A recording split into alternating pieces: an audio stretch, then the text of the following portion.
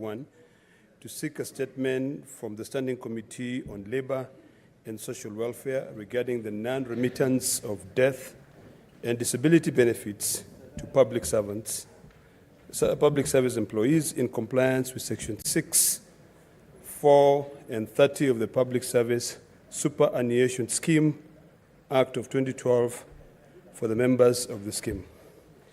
In the statement, Mr. Speaker, the committee should, number one, state whether the PSSS Board of Trustees has undertaken an audit and documented all death and disability claims from the institutions governed by the PSSS Act 2012 that have not been settled from the year 2021 to date. Number two, provide details on whether the nominated beneficiaries or executors or rightful owners have received the death in service disability benefit in line with this Act. Number three, state when the next of kin of the 4,094 teachers, and I'm happy that Senator Mundigi was raising a concern about teachers, that died since the year 2016, and the over 30,000 recorded occupational illnesses and injuries would be paid their benefit. Number four, provide details on when further disciplined services like NPS, Kenya prisons, will be fully compensated, noting that there exist over 1,000 outstanding death and disability claims pertaining to period from 2016 to 2018.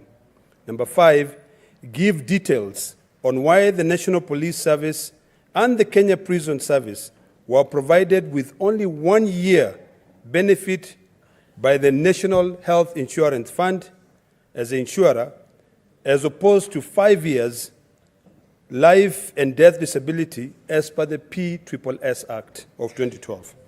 Number six, state whether the judiciary has procured the insurance benefit for their staff in line with this Act.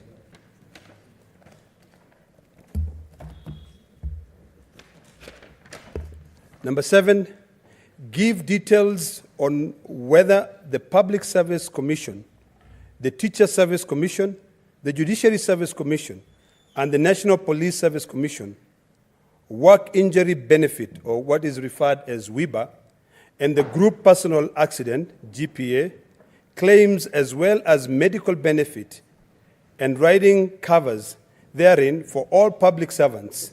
This is the claims which should cover from 2016 to 2023 that have not been paid since the inception of the HRM manual in 2016 have been paid.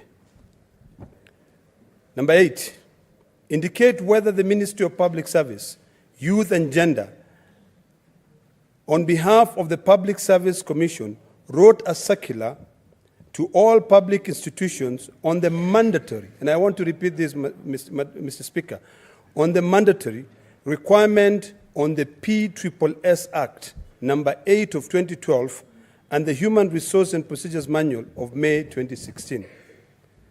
State, number 9, if the Ministry of Public Service, Youth and Gender, in collaboration with the National Treasury and in compliance with Section F1512, page 101 of the booklet, subsection, source the compensation fund on the Human Resource and Procedures Manual of May 2016 has set aside all budgetary allocation under each procurement plan for each public institution, and whether it has availed it to the National Health Insurance Fund in line with the approvals by the National Treasury, Gazette number 27 of 20th March 2020, Gazette Notice number 3105 of the 17th of April 2020, and Gazette number 4240 of the 16th of June 2020, where NHIF was allowed to operate as a fully fledged licensed insurance company,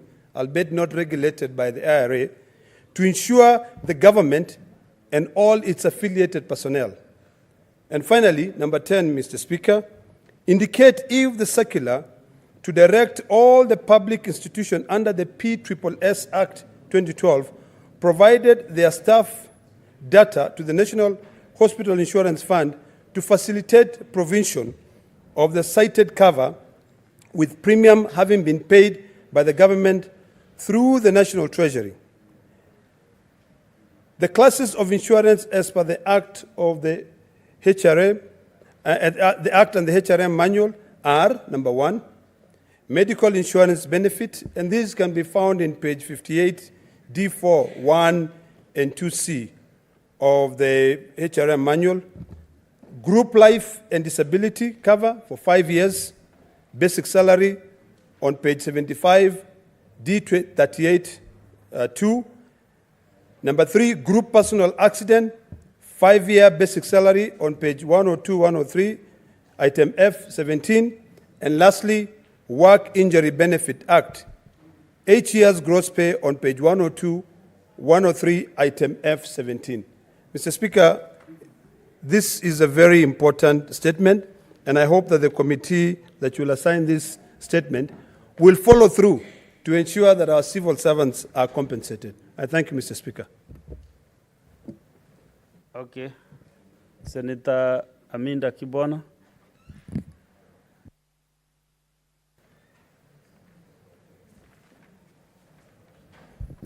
Thank you, Mr. Speaker.